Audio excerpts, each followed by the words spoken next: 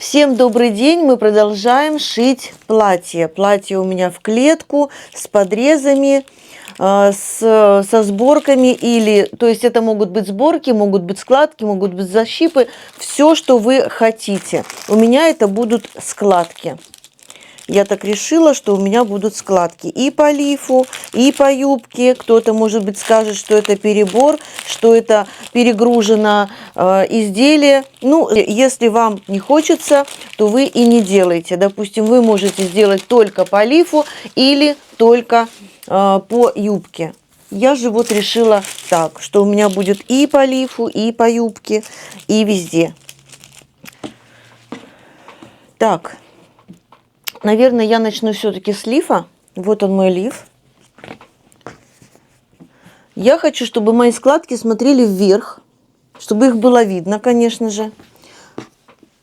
Независимо от того, внизу они или вверху, они будут смотреть вверх. Поэтому я закладывать буду именно вот так. Не хочу высчитывать до миллиметра, потому что, все равно я не смогу здесь подобрать рисунок. Он у меня здесь по косой сюда, здесь по косой туда. И, в общем, не получится, естественно, у меня подобрать. Поэтому я примерно 1,5 сантиметра.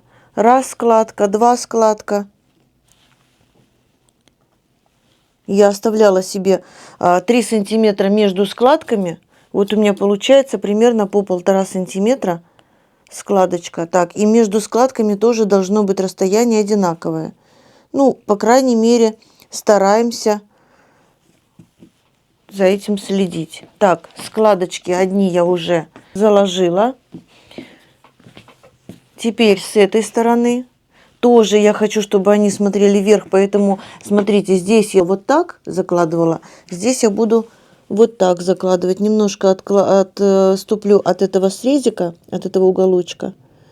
Так, и примерно тоже по 1,5 сантиметра. То есть ничего не высчитывая, все примерно. Ткань эластичная, тянется. Тут как бы я не думаю, что у меня получится прям все идеально заложить. Главное, чтобы складочки были одинаковые, и между складочек тоже было расстояние одинаковое. В общем, я сейчас прометываю свои складочки, все 4. Далее мы будем с вами вот так складывать вместе, подрезик сшивать.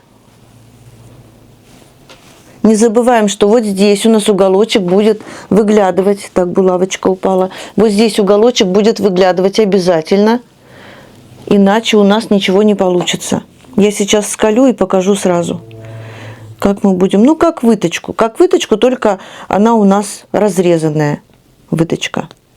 Конечно же, сначала это все сейчас соберу в кучку, потом все это отпарю, отглажу. Сейчас делаю то же самое с... Так, у меня здесь уже складки собраны. Сейчас вот так соберу выточку, подрез. Значит, смотрите, сделаем, когда вот эту всю красоту. Дальше соединяем лиф с юбочкой. Здесь у нас все сходится по боковым срезам, по центру, то есть вот эти клеточки сходятся. Дальше мы будем сшивать по плечевым и боковым швам спинку и полочку.